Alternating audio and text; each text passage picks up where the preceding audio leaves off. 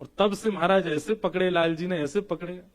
हमें तो सुबह मंगला में अलग दिखे, सुबह मंगला में ऐसा अनुभव हुए कि लाला की आंख खुली ना है, गुसाई जी ने उठाई दिए, जमाई सी ले रो लाला। मानो ऐसा ठाकुर जी को देख के मंगला में अनुभव हुए, ठाकुर जी कह रहे ने को और सोन दो, काई को आए गए हो सुबेरे सुबेरे। वहां समय लोग जय जयकार करें, घंटा घड़ियाल बजे, तो मुझे ऐसा लगे लाले यूं कह होंगे, अरे भैया धीमे धीमे करो आवाज, अभी सो के उठाऊं मैं। सुबह को पद गाँव में ना, मोहन जागिए बलि जइहे, लाला जागिए बलि जइहे, मोहन जागिए बलि जइहे, लाला जागिए बलि जइहे। पीत रजाई दूर कर मुख ते, पीत रजाई छाड़ दे अलसई, लाला छाड़ दे अलसई। यशोदा मैया ऐसे ना उठावे, कैसे उठावे? पहले सिगड़ी सिद्ध करे मैया, सिगड़ी सिद्ध कर दे, इतनी देर में दूध औटाए दे, लड्डू सिद्ध करे, और सबरी व्यवस्था लाला उठे वासे पहले मैया सब व्यवस्था कर दे, दूध लेके जावे, लड्डू लेके जावे, सिगड़ी समीप रख दे, और वहां में पहले अपने हाथन को सेके मैया, और जब हाथ ने ताते ताते है जाए मैया के, तब रजाई के भीतर धीमे धीमे हाथ डाले और लाला के हाथन को, पामन को धीमे धीमे स्पर्श करे। लाला उठ जा मेरो लाला, हमारी तरह ना ठंडे शीतल बिल्कुल महाराज, बिल्कुल ऐसे हरे बर्फ। और वही तो ठाकुर जी उठाए के बैठा दिए, ठाकुर जी ठिठर जाते होंगे। यशोदा मैया से सीखो सेवा पद्धति, तो धीमे धीमे हाथन से फिर लाला के पांव स्पर्श करे। आजकल की मैयान की तरह नहीं नीचे तो ही चिल्ला रही हैं, उठ जा सुबह है गई है अभी तक सो रहा है। हमारी मैया भी चिल्लाती कभी कभी बैठी। यशोदा मैया तो बड़ो भाव रखे, सबन की मैया यशोदा ही है। ठाकुर जी भी कभी कभी डांट खामे, सुबह सुबह ऐसा ना है। कई बालक बड़े विचित्र हैं, वो लीलान को सुन के अपनी मैयांती के देखे क्या कह रहे हैं, महाराज जी आप कैसे उठाती हो उनको सुबह, ऐसे उठाए करो, हाथ वाथ गर्म करके इत्र उत्र लगा के आए करो। अरे मेरे राज दुलारे उठ जा। ठाकुर जी जैसे प्यारे तो बन जाओ, मैया ऐसी उठावेगी। अब तुम बनने हो मधुमंगल तो ढंडांत ही उठावेगी। ठाकुर जी उठ गए, पर उठे भाई ठाकुर जी भी ऐसे रजाई नए घटा में अपने आंखन के आगे थे। मैं उठूंगा तो मैया तुमको कहा देगी, अच्छा या में भी शर्त चाहिए लाला, कछु दूंगी तो ही उठेगो, नहीं तो नहीं उठेगो ना। मैया पहले बता मुझको कहा देगी।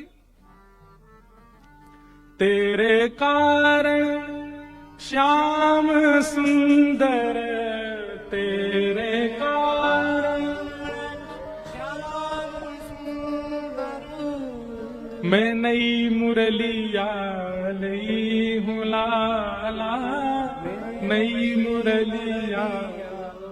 लाला देख तेरे काज नई मुरली लेके आई हूं मैं। और जैसे ही मुरली को नाम सुनो, सोई ठाकुर जी ने रजाई दूर कर दी, उठ के बैठ गए। और बैठ करके मैं कहाँ है मेरी मुरली कहाँ है?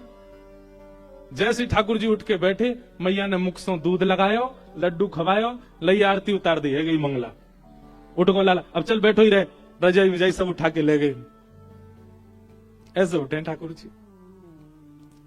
तो भोर के श्रीनाथ जी ऐसे लगे कि बात वास्तव में आलस में है भाई। श्रृंगार के बाद ठाकुर जी लगे नवे धोवे बिल्कुल राज दुलारे बन के आए हैं।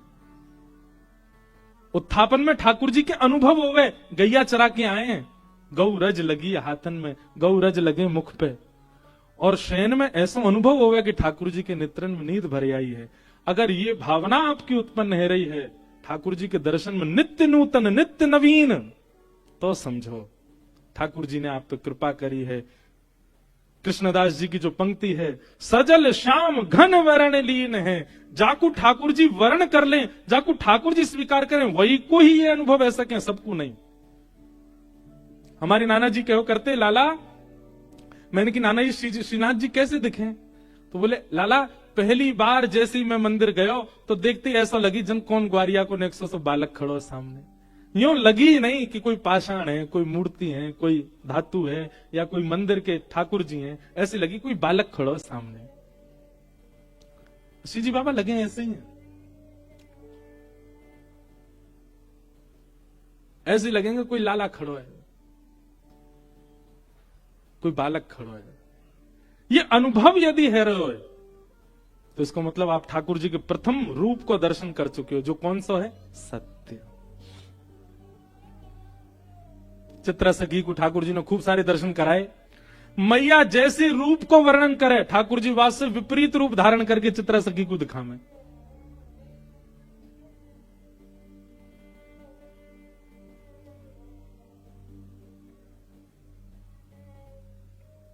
मैया के मेरो लाला कारी कमरिया ओढ़े, सो ठाकुर जी पर्दा खोल करके लाल कमरिया में दिखा दें, विपरीत।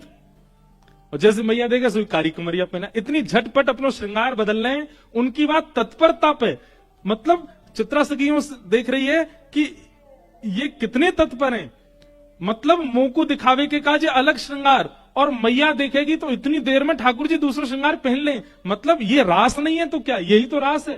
रास का मतलब क्या कि ठाकुर जी आप पर कृपा करने के लिए बार बार भेष बदल रहे हैं, बार बार कोई लीला कर रहे हैं।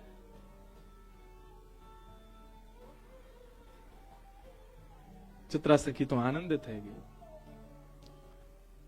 हमारे पूज्य श्री मलुकपीठ वाले महाराज जी एक पंक्ति गामे, एक पंक्ति नहीं केवल एक लाइन गामे, और वो मेरे मन में ऐसी घर करके बैठ गई। मैं 24 घंटा सोचूं, या से आगे कहा, या से आगे कहा, खूब ढूंढो मुंह, कहीं मिलो ही नहीं। वो एक ही लाइन है, ये देखो श्याम, ये देखो श्याम, यही तो है मेरे जीवन प्राण। ये देखो श्याम, ये देखो श्याम, यही तो है मेरे जीवन प्राण। ये देखो श्याम, ये देखो श्याम, यही तो है मेरे जीवन प्राण। ये देखो श्याम, ये देखो श्याम, यही तो है। क्यों शांत बैठे हो, गाओ। ये देखो श्याम, ये देखो श्याम, यही तो है मेरे जीवन प्राण। ये देखो श्याम, ये देखो श्याम, यही तो है मेरे जीवन। देखो झूठ क्यों बोलूं, एक बात अपनी अंतरंग एक बात बताता हूं आपको। मुंह को कई सारे भाव ठाकुर जी की लीला के या कोई पद लिखवे को भी, ये सब भाव पता कब मैं, जब मैं स्नान करवे जाऊं, नहाते नहाते आवे। ये पद बहुत दिनान से मन में चलो, वाराणसी कथा में भी ये पद चलता रहो बहुत दिन तक। मन है रो यहाँ से आगे क्या, यहाँ से आगे क्या। तब स्नान करते करते कल मन में भाव आए कई, ठाकुर जी कैसे हैं, चित्रा सखी की स्थिति कैसी है गई है। अब चित्रा सखी निकली है नंद भवन से, अपने घर के मार्ग पे जा रही है, पर चलते चलते कहीं और पहुंच गई है। क्यों? अब वही कपाट खोलते बंद करते, कपाट खोलते बंद करते, बार बार श्रृंगार बदलते ठाकुर जी वाकू दिख रहे हैं। वो वन में देखे तो वन में दूर ठाकुर जी दिखाई दे रहे हैं, सरोवर देखे तो सरोवर में नहाते ठाकुर जी दिखाई दे रहे हैं, गौशाला गैया देखे तो गैया चराते ठाकुर जी दिख रहे हैं, और सब जगह गाती जा रही है, ये देखो श्याम, ये देखो श्याम, यही तो है मेरे जीवन प्राण। ये देखो श्याम, ये देखो श्याम, यही तो है मेरे। कैसे नैना भी राम बंक मुस्कान नैनाभिराम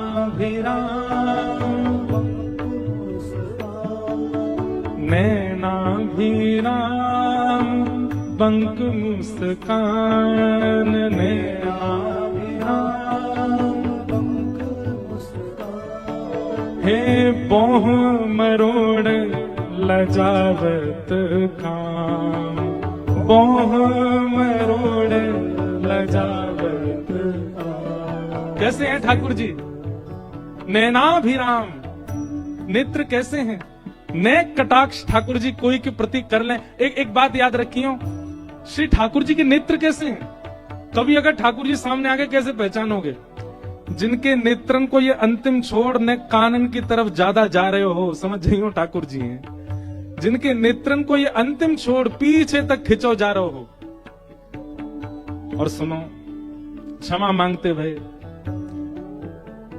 भारत के पड़ोस में एक देश है, वहां के लोगन की भी आंख ऐसे जामे, उन्हें मैं सोच ली हूं उनकी आंख तो छोटी छोटी है जाए, पर ठाकुर जी के तो कमल जैसे दल हैं, बड़े बड़े नेत्र हैं। और बड़े बड़े नेत्रन में भी जो ये कटाक्ष हैं, ये ऐसे पीछे की ओर जा रहे हैं। हमारे श्री जी बाबा को देखो, गिरधर लाल जी के तो कैसे नेत्र ऐसे पीछे को जामे, यही को कह रहे हैं। नैनाभिराम बंक मुस्कान नैनाभिराम बंक मुस्कान, पूरे नहीं मुस्का रहे हैं, हमारी तरफ पूरे पूरे नहीं खिलखिला रहे हैं, केवल आधे मुख से ही हंस रहे हैं। बंक मुस्कान, टेढ़ी सी मुस्कान है। और बोह मरोड़ लजावत काम बोह मरोड़। एक कला है ठाकुर जी की, हर व्यक्ति की दोनों बोह एक संग ऊपर जावे, पर हमारे लाल जी की एक ही बोह ऊपर जावे, एक बार में एक ही जावे। और वो जब नीचे आवे तब दूसरी ऊपर जावे, ऐसे बोह मटका में अपनी।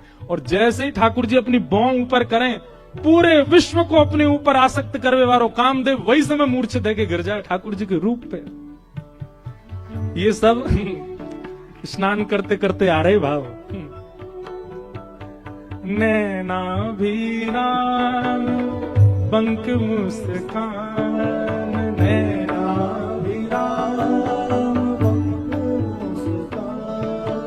बोह मरोड़ लजावत काम बोह मरोड़ लजावत काम। लीला विराम प्रेम निधान, यही तो है मेरे सुंदर श्याम। लीला विराम प्रेम निधान, यही तो है मेरे सुंदर श्याम। ये देखो श्याम, वो देखो श्याम, यही तो है मेरे जीवन का।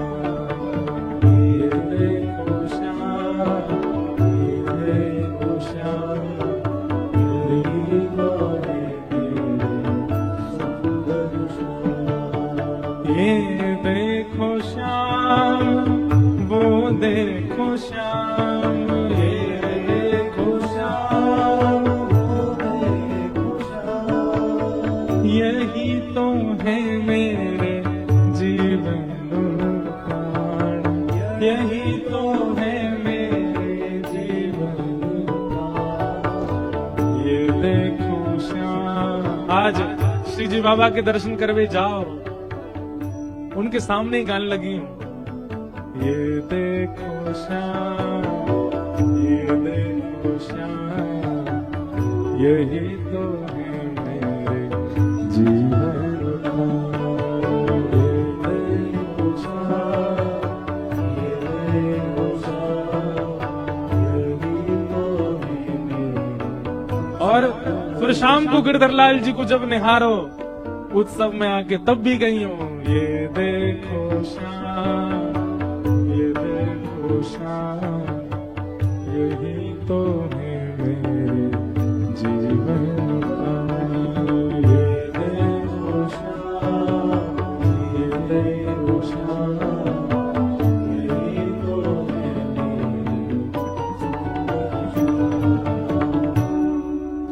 सच्चिदानंद रूपाय। भगवान का पहला रूप कौन सा है?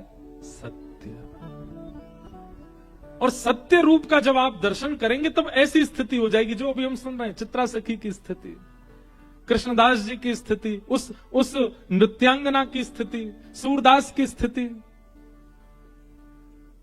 अगर असद रूप का दर्शन, असद रूप ही चित्त में विराजमान है तो अपने अर्थ समझ आएंगे ठाकुर जी के आगे जाके, अपनी पीड़ा याद आएगी, पारिवारिक पीड़ाएं याद आएंगी ठाकुर जी के सन्मुख जाके। पर ठाकुर जी अगर सत्य रूप में विराजमान हो गए होंगे तो ठाकुर जी के सन्मुख जाते ही यही तो है मेरे जीवन, बाकी सब भूल जाओगे। और सत्य स्वरूप चित्त में विराजेगा कैसे? केवल सत्संग की कृपा, केवल गुरु कृपा, सत्संग और गुरु कृपा। हम आपसे स्पष्ट कह रहे हैं, भजन बल, तप बल, व्रत बल, परिक्रमाओं का बल, इन सब बलों से कई गुना ऊपर है सत्संग का बल। आप सत्संग नित्य किया करो। हम कुछ नहीं करते, हम ज्यादा नियम नहीं है हमारे, पर एक ठाकुर जी कृपा है कि नित्य सत्संग हो रहा है। इस सत्संग से ही बहुत कुछ अनुभव हो जाता है जीवन में। हम औरों की क्या आपको बताएं कि इससे ये होगा, इससे, सत्संग से सब कुछ संभव है। तो सत्य स्वरूप का यदि दर्शन करना है, सत्संग करो, नित्य कथा सुनो। और देखिए, एक आध दो कथा सुन करके आप व्याकुल हो जाते हो, ठाकुर जी कृपा क्यों नहीं कर रहे, हम पिछले 6 महीना से खूब कथा सुन रहे हैं, खूब सेवा कर रहे हैं, खूब नाम जप। अरे समय दीजिए, इतनी तीव्रता, इतनी जल्दी क्यों है आपको?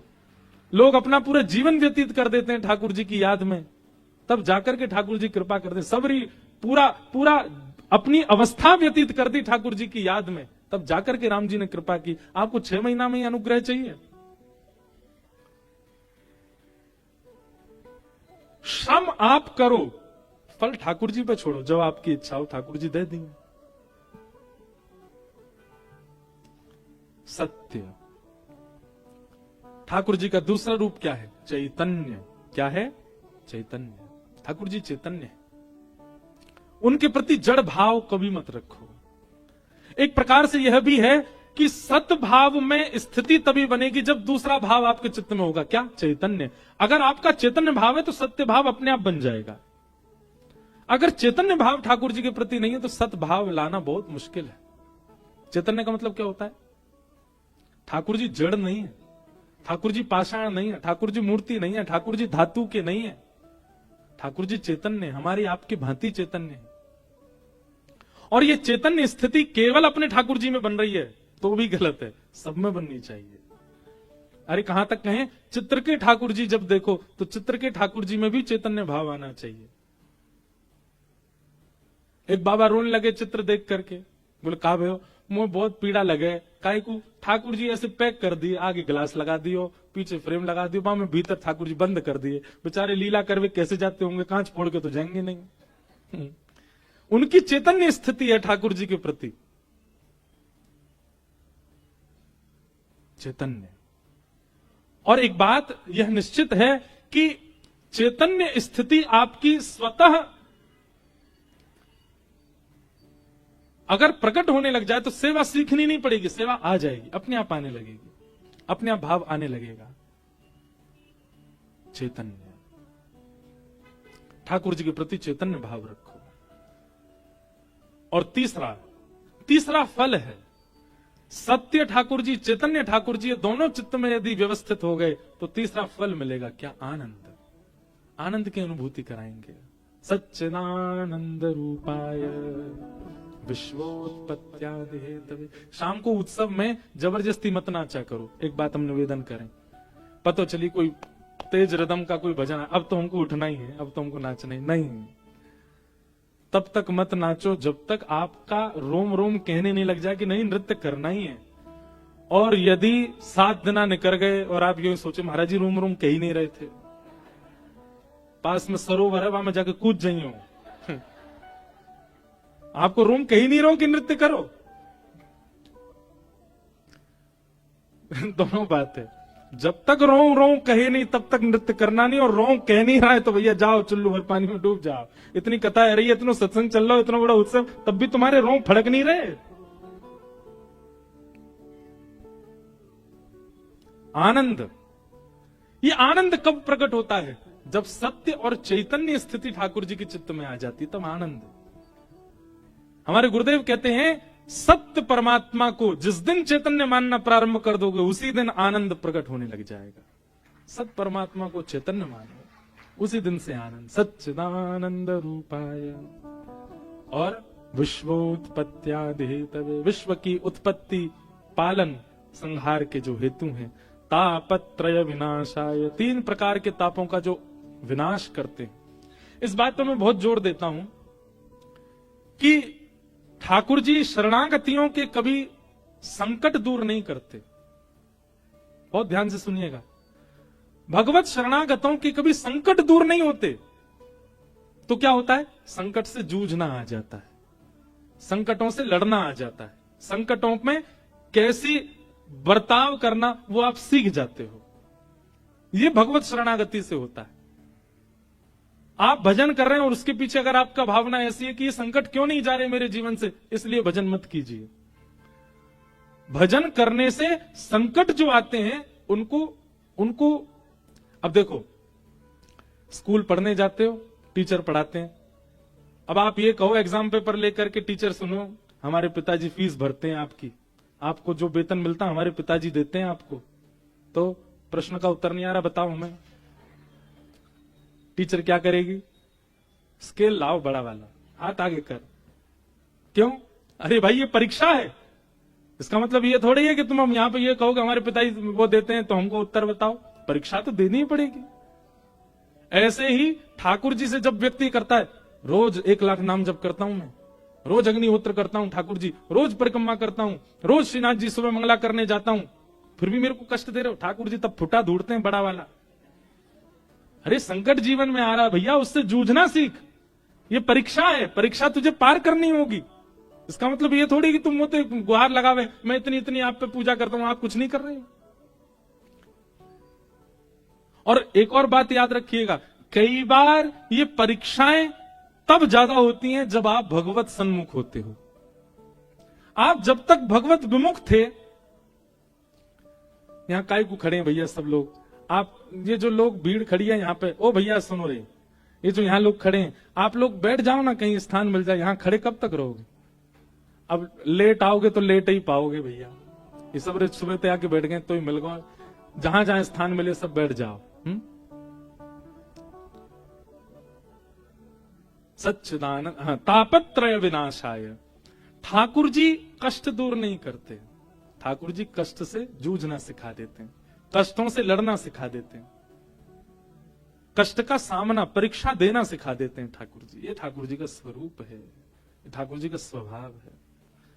तो आप श्रीजी बाबा के सन्मुख यदि हैं तो इसका मतलब है आप कष्टों से निवृत्त होना सीख जाओगे। कष्ट दूर नहीं होंगे, बुखार तो आएगा, खांसी तो होगी, संबंधों में दरार तो आएंगी, घर वाले आप पर अविश्वास तो करेंगे, पत्नी संदेह तो करेगी, पति के ऊपर शक तो बनेगा, बच्चे कहां नहीं मानेंगे। ये सब एक भक्त के जीवन में भी होगा।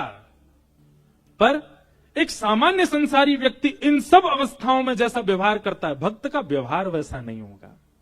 भक्त का व्यवहार सामान्य होगा, भक्त का व्यवहार भक्ति भाव वाला होगा।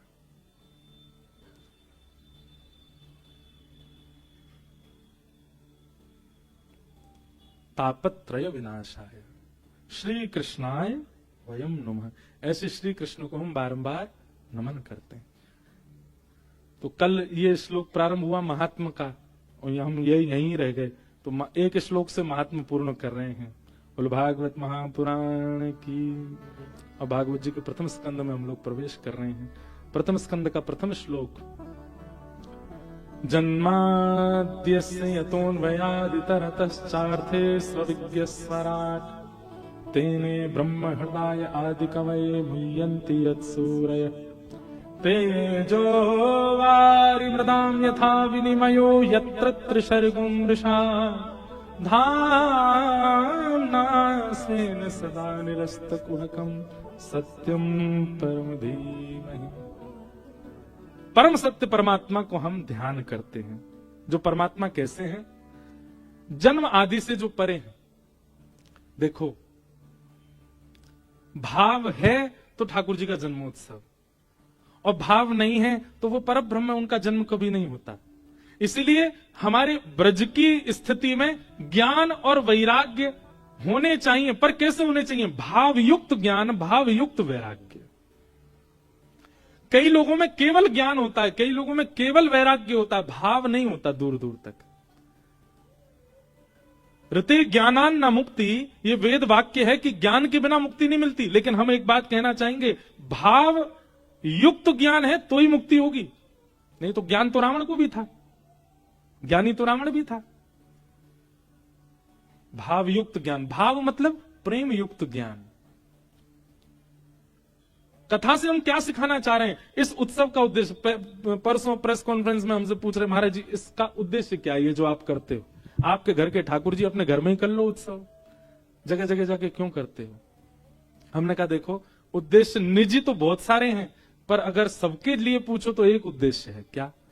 कि हम सेवा करते हैं, हम उत्सव मनाते हैं, उससे हम युवाओं को ये बताना चाह रहे हैं कि संसारी नृत्यों में, संसारी गायनों में आप लोगों को सुख मिलेगा, पर यहां उत्सवों में आकर के 7 दिन 7 क्षण के समान बीत जाएंगे, यहां आनंद प्राप्त होगा।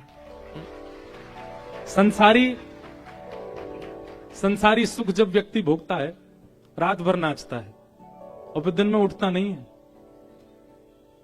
यहां देखो, रात में नाचे हम कितने बजे तक? 10 बजे तक, 10:30 बजे तक नाचे।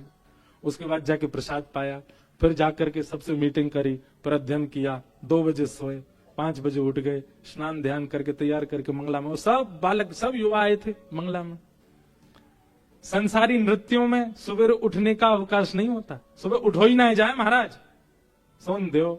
पर उत्सव में यहां पे देखो, आप लोग 7 दिन बाद पता क्या होगा? नाक से गरम गरम हवा निकलेगी, कानन से गरम गरम हवा निकलेगी, आंख लाल पड़ जाएंगी, लेकिन तब भी प्रसन्न, वो चित्त में एक आनंद उत्साह बढ़ रहा होगा। इस बात का प्रमाण देने के लिए उत्सव होता है कि संसारी सुख फीका है भगवत उत्सवों के आगे, इन उत्सवों के आगे। अब मैं अपने घर में ही कर लूं, अपने लाल जी को उत्सव कमरा में बैठ कर लूं, वो तो वहां में बढ़िया, मेरा खर्चा कम होएगा।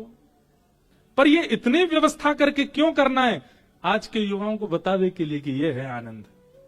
प्राण हमारा वहां बसत है, प्राण हमारा वहां बसत है, प्राण हमारा वहां बसत है, प्राण हमारा वहां बसत है। यहाँ तो खाली खो, यहाँ तो खाली खो। ये पंक्ति पता किन के लिए?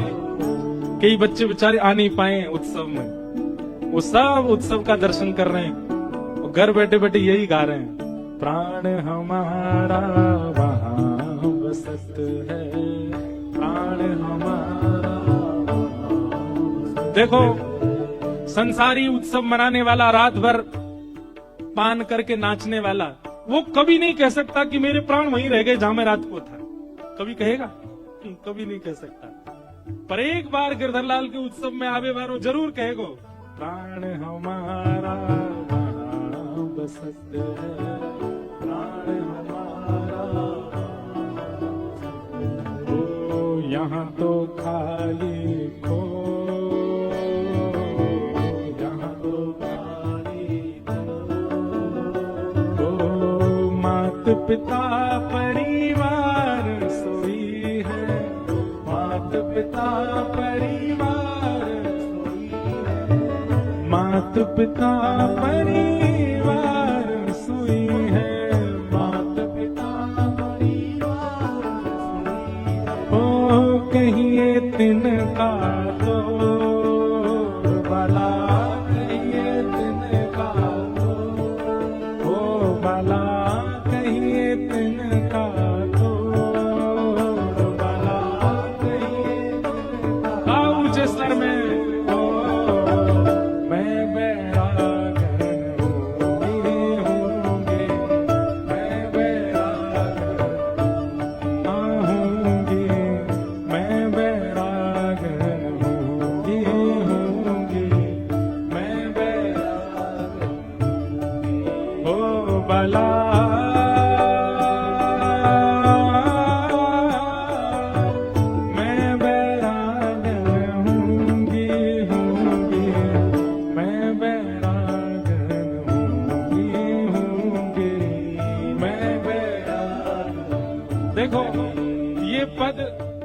भी मेरा गुरु है, क्योंकि इस पद ने गिरधर लाल जी से बहुत सारे बालकों को जोड़ा है। बहुत सारे बालक तो इसी पद के कारण श्री लाल जी के सन्मुख आए और फिर कथा से जुड़ गए। ये पद सामान्य नहीं है, मीराबाई की वाणी है।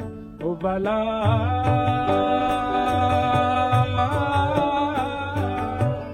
मैं बैरागन हूँगी, मैं बैरागन हूँगी, मैं बैरागन हूँगी। ओ जिन भेषा मेरो सावरो रीझे, जिन भेषा मेरो सावरो रीझे, जिन भेषा मेरो गिरधर रीझे, जिन भेषा मेरो गिरधर रीझे, हे जिन भेषा राधा रमण जूरी है, जिन भेषा राधा रमण रीझे, हे जिन भेषा राधा वल्लभ जूरी है, जिन भेषा राधा वल्लभ रीझे, मैं सोही भेष धरूंगी, हो मैं तो सोई भेष धरूंगी, अरे हाँ मैं तो सोही भेष धरूंगी, हो मैं तो सोई भेष धरूंगी, अरे हाँ मैं बैरागन होंगी, मैं बैरागन होंगी, मैं बैरागन होंगी, मैं बैरागन। बोलो श्रीनाथ प्यारे की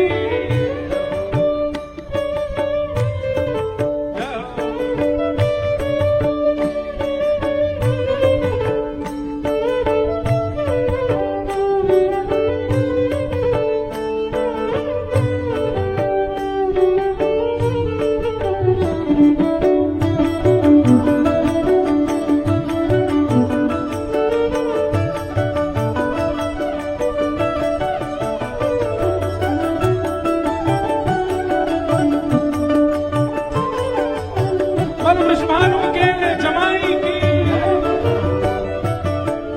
कहो तो कुसुमल साड़ी रंगावा, कहो तो कुसुमल साड़ी रंगावा, कहो तो कुसुमल साड़ी रंगावा, कहो तो कुसुमल साड़ी रंगावा, ओ कहो तो भगवा भेष,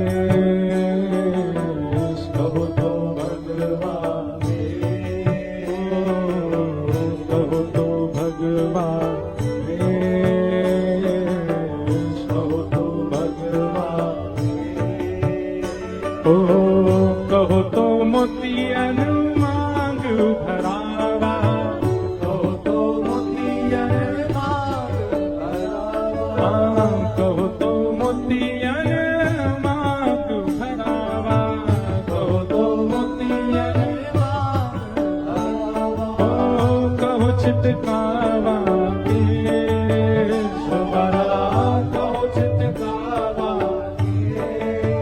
ओ बाला कहो छिटकावा केश बाला, कहो चितकावा अरे हाँ मैं बैरागन होंगी, मैं बैरागन होंगी, मैं बैरागन होंगी। और इस वाली पंक्ति को तो पूरे जोर लगा के कहा करो, पूरे विश्वास के साथ कहा करो, और विशेष रूप से वो लोग जो तिलक लगाते हैं, जो कंठी पहनते हैं, जो नित्य श्रृंगार केवल ठाकुर जी के लिए करते हैं, वो तो पूरे भाव से कहो, जिन भेषा मेरो सावरो रीझे, जिन भेषा मेरो सावरो रीझे, जिन भेषा मेरो गिरधर रीझे, जिन भेषा मेरो गिरधर रीझे, जिन भेषा मेरो प्रियतम रीझे, जिन भेषा मेरो प्रियतम रीझे, जिन भेषा राधा रमण जूरी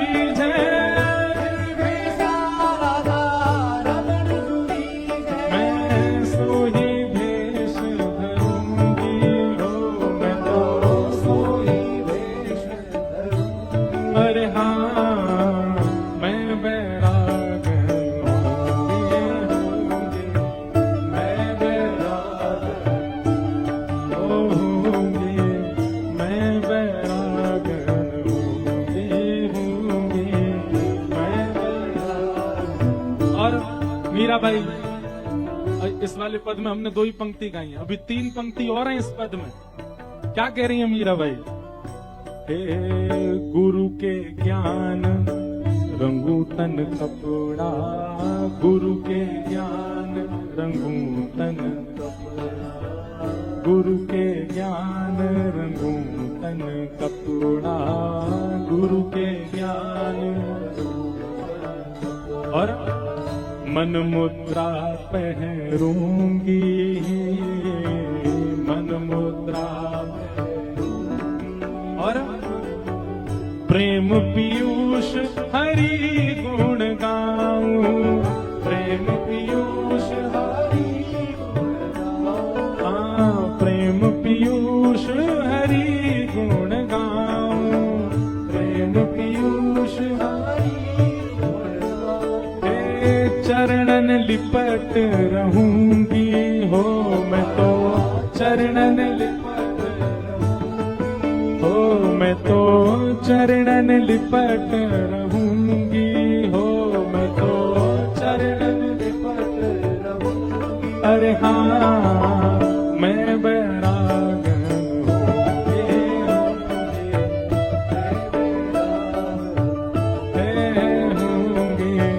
मैं बैरागन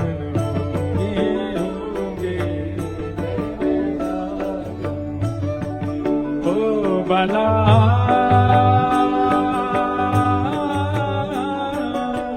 मैं बैरागन होंगी, मैं बैरागन होंगी, मैं बैरागन होंगी, मैं बैरागन होंगी, मैं बैरागन होंगी, मैं बैरागन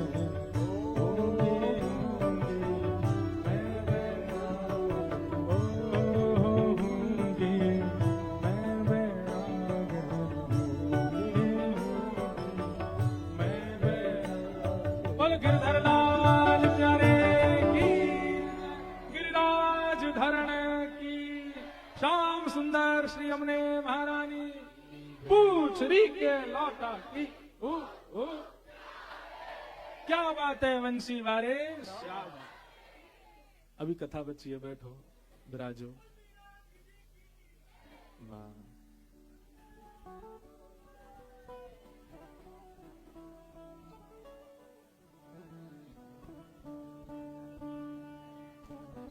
ज्ञान और वैराग्य में शांति से विराज जाओ सब लोग। ज्ञान और वैराग्य में जब तक प्रेम निश्चित नहीं होगा तब तक भाव का उद्दीपन नहीं हो सकता। ज्ञान बहुत जरूरी है, वैराग्य भी आवश्यक है, त्याग भी जरूरी है, पर प्रेम युक्त प्रेम आवश्यक है। ठाकुर जी जन्म आदि से बिल्कुल परे हैं, पर यही ब्रज की लीला में आ जाए, यही श्रीनाथ जी के चिंतन में आ जाए, यही अनेक भावों में आ जाए तो वहां सब श्रेष्ठ हो जाता है। वहां ठाकुर जी जन्म भी ले रहे हैं, वहां ठाकुर जी सबन के संग खेल भी रहे हैं, ठाकुर जी को चोट भी लग रही है, ठाकुर जी को पीड़ा भी हो रही है। निर्गुण निराकार निरीह ब्रह्म जब प्रेम के सांचे में ढलते हैं तब कृष्ण बन जाते हैं। आप यदि प्रेम उपासक नहीं हैं तो आपके लिए वे नारायण रूप में रहेंगे, वे चतुर्भुज रूप में रहेंगे। लेकिन यदि आप प्रेम उपासक हैं तो आपके लिए वो कृष्ण बन करके आएंगे और कृष्ण लीला करेंगे।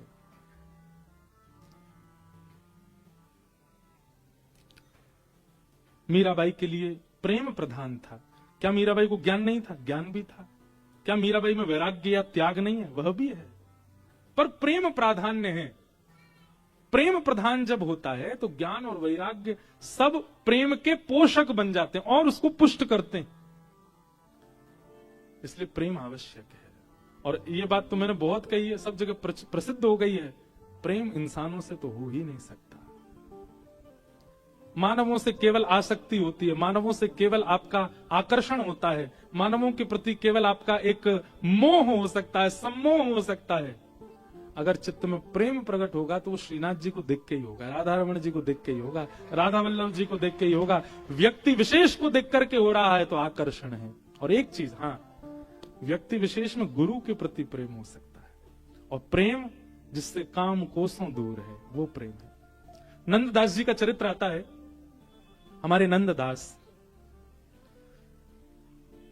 देखो बहुत ध्यान पूर्वक सुनिएगा इस चर्चा को, कि कई बार व्यक्ति के अंदर दोष भी यदि अतीत हो जाता है और उस समय गुरु कृपा हो जाए तो वह दोष भी भगवत प्राप्ति करा सकता है। एक एक शब्द बहुत ध्यानपूर्वक सुनिएगा। कई बार वे लोग तरने से रह जाते हैं जिनमें दोष भी परिपूर्ण नहीं है और भक्ति भी परिपूर्ण नहीं है, बीच के हैं। कथा आ रही है तो भक्त बन गए, और बगल में ही आपको अगर थोड़े वो डिस्को वाले गाने चला दो, वहां पर जगनाच भी लिए। ऐसे वालों की गति ज्यादा खतरनाक है। इसलिए जो इस तरीके के हैं, कभी वहां कभी यहां, कभी वहां कभी यहां, कभी वहां, सावधान हो जाइएगा आप लोग। क्योंकि भगवत प्राप्ति या तो उसको होगी जो पूर्ण रूपेण वैष्णव हो चुका है, पूर्ण रूपेण एक ही तरफा है, और हां उसको भी हो सकती है पूर्ण रूपेण उसी तरफ है। उस पर अगर गुरु कृपा हो गई जो उस तरफ है, फालतू के कामों में ही अटूट महाराज दिन रात केवल उसी में लगा रहता है, उस पर गुरु कृपा होगी तो वह भगवत प्राप्ति कर सकता है। या पूर्ण रूपेण वैष्णव जो बन चुका उसको भी भगवत प्राप्ति। जो बीच मझधार में है, एक पाम मां भी धर रखो, एक पाम कथा मुंह धर रखो है, ऐसी वाली बात जिनके अंदर है। और क्षमा कीजिएगा कान पकड़ के, इस कथा पंडाल में ऐसे लोग बहुत मात्रा में बैठे होंगे जो दोनों तरफ है। हमको कई बार हमारे ही कई मित्रजन, अब मित्र इतने हैं नहीं पर कह देते हैं, अरे भाई कभी कभी कथा से भी ऊपर उठा करो, कभी कभी पैंट वेंट पहन लिया करो, थोड़ी जीन्स वीन्स धारण करके नहीं चला करो, थोड़ा कहीं कुछ करिए। यही खतरा है, एक तरफा ही रहो भैया। ये दोगलापन होता है, दोनों तरफ जिनके भाव होते हैं, वो भी कर लिया ये भी कर लिया। कभी कभी इसको, अच्छा इसको लोग मॉडर्न दिमाग वाले और कहते हैं, नहीं नहीं, जब जब कथा हो, जब जब भक्ति का माहौल, घर में यज्ञ अनुष्ठान हो तो वैसे ही रहना चाहिए। पर नहीं, हमारे मित्रजन जब आए तो उनका भी सम्मान करना चाहिए, उनके लिए बोतल वगैरह भी मंगानी चाहिए, उसका भी पान आदि करना चाहिए। इस प्रकार की भावना जिनकी है, हंस तो गए आप लोग, लेकिन ये बात हम प्रमाणित रूप से मंच से कह रहे हैं, इनकी गति कभी श्रेष्ठ नहीं हो सकती जो दोनों तरफा है। एक तरफा हो जाओ।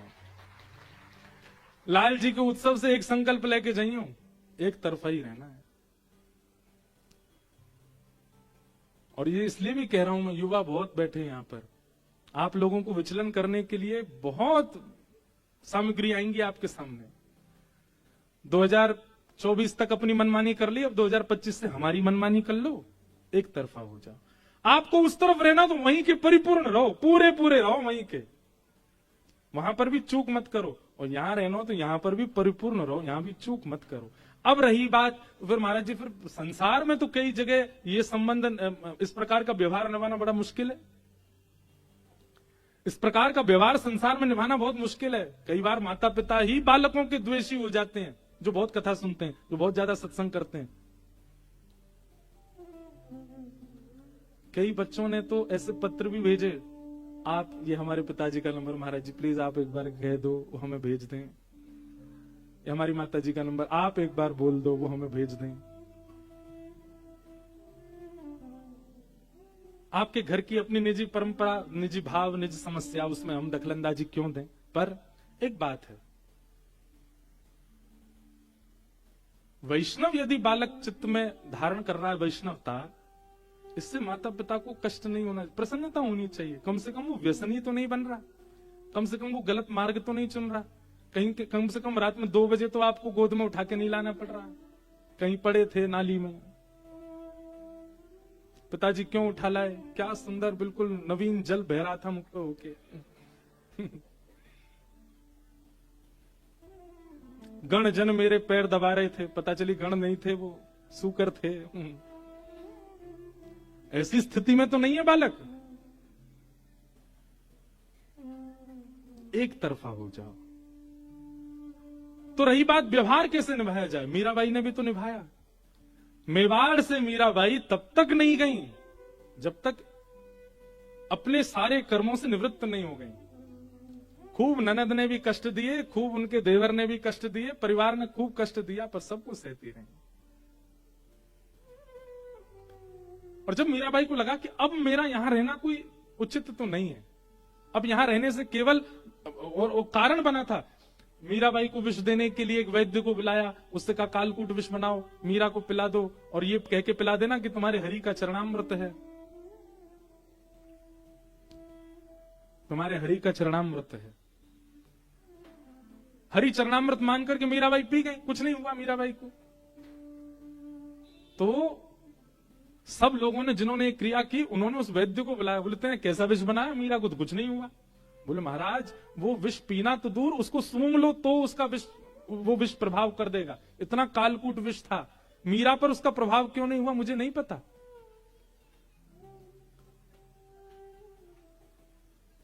सब लोगों ने कहा इसमें एक बूंद बचा है, अगर तुझे कुछ हो गया तो हम मान जाएंगे कि ये विष सच्चा था, और तुझे कुछ नहीं हुआ तो हम तुझे मार देंगे। वैद्य बोला दोनों तरफ मरना है मेरा, तो पी के कुछ हो गया तो मर जाऊंगा, और पी के कुछ नहीं हुआ तो ये मार देंगे। जैसे ही वैद्य ने मुख से लगाया प्राण निकल गए, मुख में झाग आ गए, परिवार के लोग रोने लगे, मीराबाई से कहने लगे तुम्हारे कारण हुआ। तब मीराबाई ने ठाकुर जी का रात भर संकीर्तन किया, और ठाकुर जी, वो पद बहुत सुंदर है, मुझे ढूंढना पड़े, बहुत समय लगे नहीं तो मैं गाता। मीराबाई ठाकुर जी से कहती है नाथ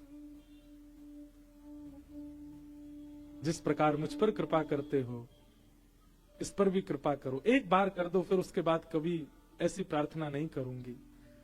और मीराबाई रात भर संकीर्तन करती रही, द्वार पर शव पड़ा है उस वैद्य का, उसका परिवार पूरा बैठा है, और मीराबाई के संकीर्तन से प्रातः होते ही जो नीला पड़ गया था वो स्वस्थ हो गया और उठ करके बैठ गया वैद्य। ठाकुर जी ने स्वस्थ कर दिया। उसी समय मीराबाई बोली अब मुझे कष्ट हो रहा था तब तक तो मैंने सब सहा, मेरी वजह से किसी और को हो रहा, अब नहीं। तो गोस्वामी जी को पत्र लगा, तो गोस्वामी जी ने कहा कि तजियता ही कोटि वही रिसम यद्यपि परम स्नेह, जाओ। तब मीराबाई गई मेवाड़ से, तब तक नहीं तो मीराबाई रही यहीं पर ही। तो व्यवहार निभाना, तो हम लोगों में नाटक करना बहुत अच्छा आता है, हम लोग बाकी चीजों में भले गुण हम लोग श्रेष्ठ हो अश्रेष्ठ हो, नाटक में हम लोग बहुत श्रेष्ठ हैं, बहुत बढ़िया नाटक करते हैं हम लोग। भगवान ने एक कला दे के भेजा है हमको। जो नाटक ठाकुर जी के सामने कर रहे हो वो नाटक संसार के सामने करने लग जाओ, एक संसारी होने का केवल व्यवहार मात्र करने लग जाओ, भीतर से पूर्ण रूपेण ठाकुर जी के रहो।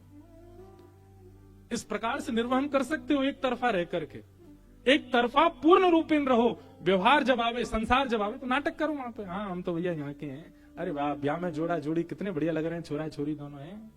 मनी मन सोच रहे हो कि हे प्रिया प्रियतम आपसे सुंदर कोई नहीं, पर उनके मुख पे जाके कह रहे हो आहा तुम्हारी नाक का तिल कितना बढ़िया, तुम्हारे गले का जेवर कितना बढ़िया, पर मनी मन क्या सोच रहे हो, हे श्यामा जी आपके रूप पर तो वारी जाऊं। अब ये तो व्यवहार मात्र है ना, करना पड़ रहा है, व्यवहार में रहने लगो, पर चित्त से एक तरफा हो जाओ, तन से कैसे भी रहो, चित्त से एक तरफा हो जाओ।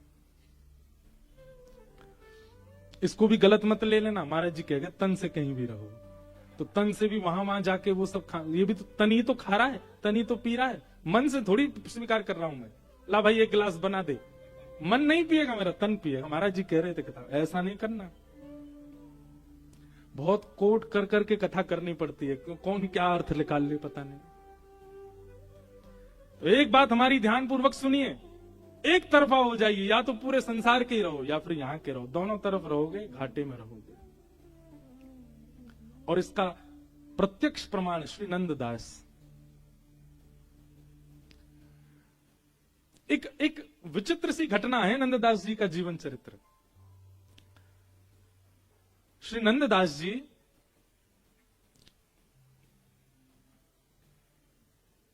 तीर्थ यात्रा करते करते वृंदावन आए, और वृंदावन में आकर के इतना मन लगा उनका कि ब्रज में ही बस गए, तो कहीं गए नहीं।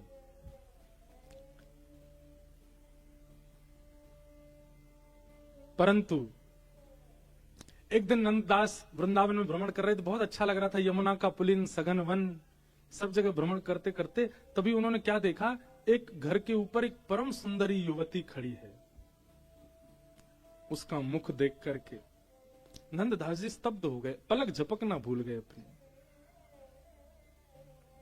देखते रहे उसके चित्त को, उसके स्वरूप को। वो अपना कार्य करके जैसे चली गई तो नंददास व्याकुल से हो गए, कहां है कहां है, ढूंढने लगे, खिड़की से झांकने लगे, द्वार पर ही पहुंच गए। किसी ने आके दरवाजा खोला, बोले बताइए क्या काम। बोले एक